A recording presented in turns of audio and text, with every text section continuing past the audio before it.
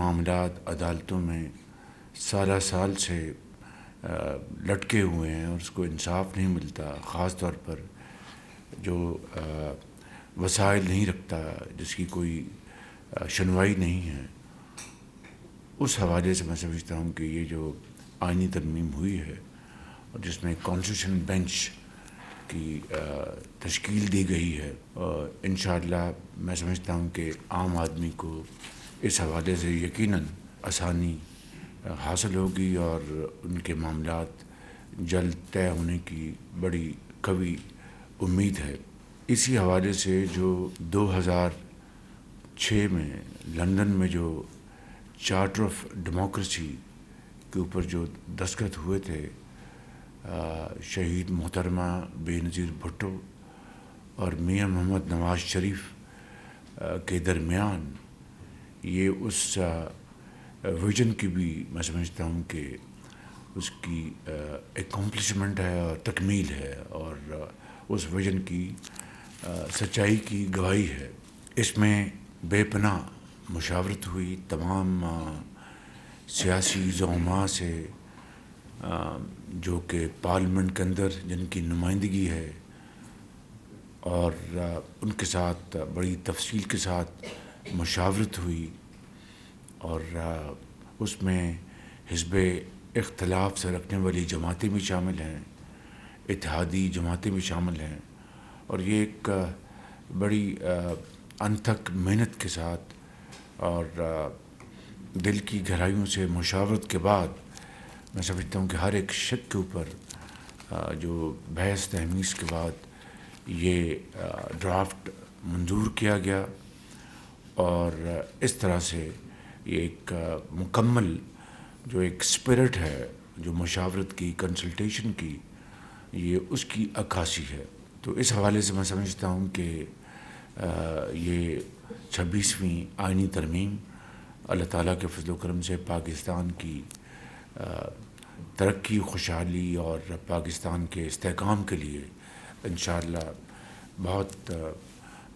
مؤثر اور مثبت انشاءاللہ ثابت ہوگی۔ اسی حوالے سے میں ان تمام زعماء کا دل کی گہرائیوں سے شکریہ ادا کرنا چاہتا ہوں جنہوں نے اس میں میری بھرپور مدد کی۔ اس میں صدر جناب آصف علی زرداری صاحب، ان کی پارٹی سے جناب بلاول بھٹو زرداری صاحب، میاں محمد نواز شریف میرے جو قائد ہیں، ان کی پوری اس میں مجھے رہنمائی حاصل تھی، پوری مدد حاصل تھی، اور اسی طریقے سے جناب مولانا فضل الرحمان صاحب جو جن کا تعلق حزب اختلاف سے ہے، ان کے ساتھ کئی ہماری نشستیں ہوئیں، اور اس میں میں نے،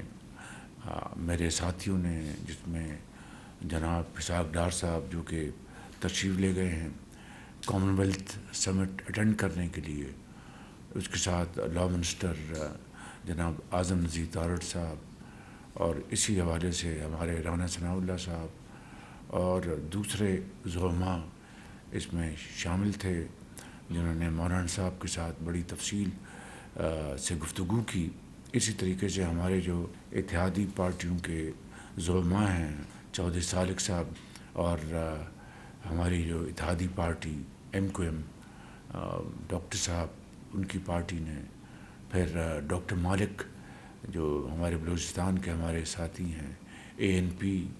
کے جناب ایمن ولی خان صاحب ہمارے ساتھی ہیں، بہاب پارٹی جناب سردار خالد مکسی صاحب، ان تمام ہمارے زعماء نے فرداً اور اجتماعاً اس کے اوپر پوری مشاورت کی، اور میں ان سب کا دل کی اتھاہ گہرائیوں سے شکر گزار۔ کے ساتھ ساتھ جو آزاد اراکین ہیں جنہوں نے کسی پارٹی کا نہ ٹکٹ لیا، نہ انہوں نے بعد میں انہوں نے کسی پارٹی کو جوائن کیا، ان کا بھی میں شکر گزار ہوں کہ ان کی معاونت سے اور ان کی کنٹریبیوشن سے سینٹ میں یہ بل 65 ووٹس سے پاس ہوا، اور نیشنل اسمبلی میں یہ بل 225 ووٹوں سے یہ بل پاس ہوا۔ تو اس طریقے سے یہ ایک بہت اہم جو ایک پیش رفت تھی وہ پایہ تکمیل تک پہنچی۔ میں آج اس حوالے سے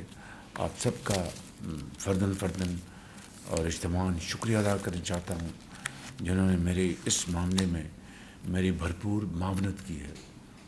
میں آج اس حوالے سے SCO کانفرنس کے حوالے سے بھی آپ سب کو مبارکباد پیش کرنا چاہتا ہوں اور آپ کا شکریہ ادا کرنا چاہتا ہوں کہ اس میں بھی آپ نے میری بھرپور معاونت کی، اور SCO کانفرنس اس حوالے سے بہت کامیاب ایک پاکستان کے لیے کانفرنس ثابت ہوئی۔ اس سے پاکستان کا جو امیج ہے وہ دنیا میں وہ الحمدللہ بڑا پاکستان کو اللہ تعالیٰ نے عزت عطا فرمائی۔ اس میں بے پناہ کاوشیں ہوئیں، بے پناہ ایفرٹس کی گئیں، تو اس کی کامیابی کے لیے، اور آپ کو پتہ ہے کہ ایک سے زیادہ طرح کے چیلنجز اس میں تھے، جس میں سب سے بڑا چیلنج تو ٹیررزم اور سیکورٹی کا تھا، اور پھر اس میں وزارت خارجہ نے، فارن منسٹر، ان کی ٹیم نے، فارن سیکرٹری نے، ان کی ٹیم نے دن رات محنت کی ہے، وزارت اطلاعات نے اور ان کی ٹیم نے، وزیر اطلاعات عطاء تارڑ صاحب، انہوں نے دن رات محنت کی اور ان کی ٹیم نے محنت کی، سیکرٹری انفارمیشن اور ان کی پوری ٹیم نے، میں ان کا شکریہ ادا کرتا ہوں۔ میں منسٹر آف انٹیریئر جناب محسن نقوی صاحب، سیکرٹری انٹیریئر اور ان کی پوری ٹیم کا میں شکریہ ادا کرتا ہوں، اور تمام law enforcing agencies, police, rangers اور انٹیلیجنس ایجنسیز، اور اس کے ساتھ افواج پاکستان آرمی نے سیکورٹی کے حوالے سے ہماری بھرپور اس میں مدد کی، میں ان کا شکریہ ادا کرتا ہوں۔ اور اس طریقے سے الحمدللہ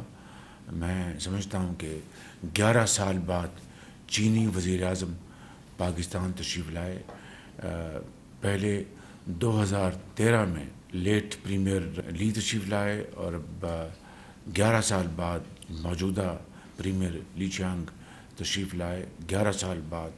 اور الحمدللہ وہ بڑا ایک کامیاب بائی لیٹرل دورہ ہوا، جو کہ میں سمجھتا ہوں کہ پاکستان اور چین کی دوستی کو اور آگے مضبوط کرنے میں بڑا ایک کلیدی کردار ادا کرے گا۔ اور پھر اسی طریقے سے جو SCO کے جو ممالک کے جو زعماء تشریف لائے، prime ministers, deputy prime ministers, ایک بہت جامع یہاں پر ایک میٹنگ ہوئی، اور پھر اس کے بعد ایک بڑا ایک کمپریہنسو کمیونیکے جاری کیا گیا، اور اس کے لیے جو اسلام آباد میں جو تیاریاں کی گئی ان کی آمد کے لیے، جو جس طرح اسلام آباد کو پھولوں سے سجایا گیا اور اس کو ایک بہت خوبصورت شہر جو کہ پہلے ہی ہے قدرتی طور پر سجایا گیا، خود جو آنے والے مہمانوں نے مجھے کہا کہ وزیر اعظم اسلام آباد تو بہت خوبصورت شہر، اور ہم تو حیران رہ گئے ہیں۔ اس میں خود چینی وزیر اعظم نے مجھے کہا،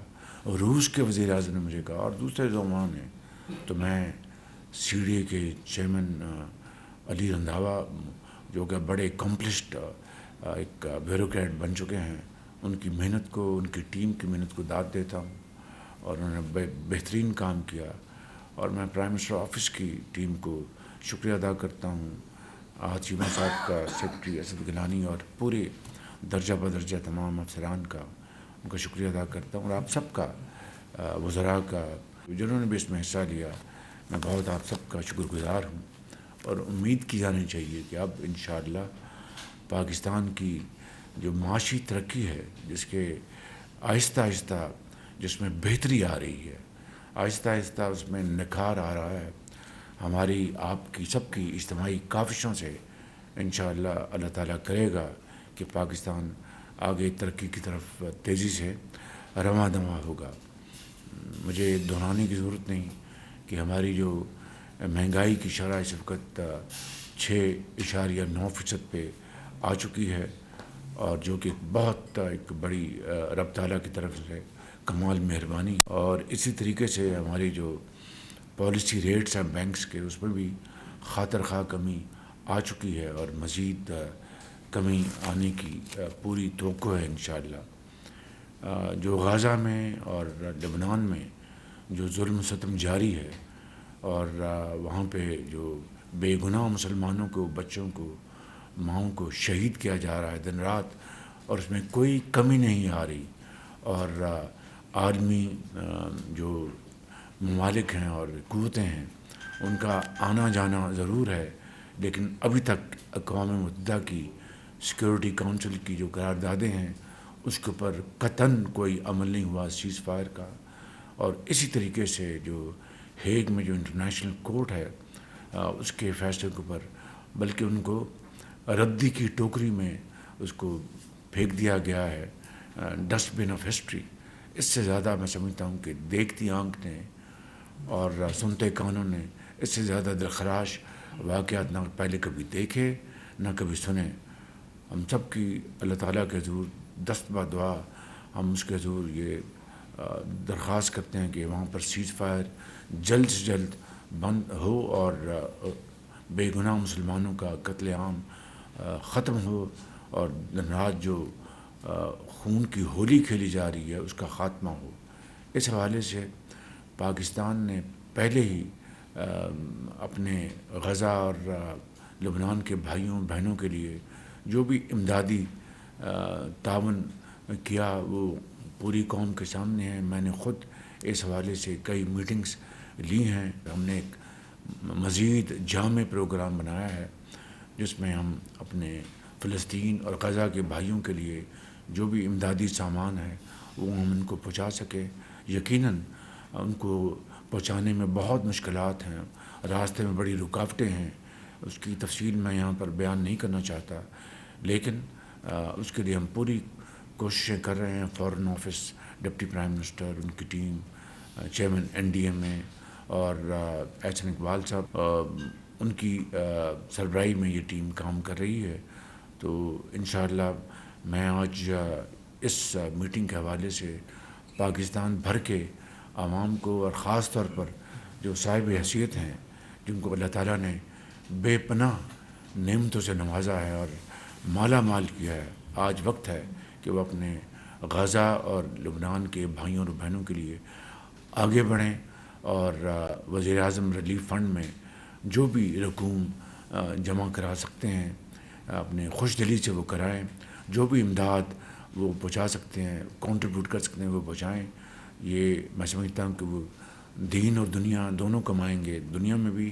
اور اگلے جہاں میں بھی. انشاءاللہ اللہ تعالیٰ ان کی اس صدقہ جاریہ کو قبول فرمائے گا. میں ان الفاظ کے ساتھ آپ سب کا شکریہ ادا کرتا ہوں.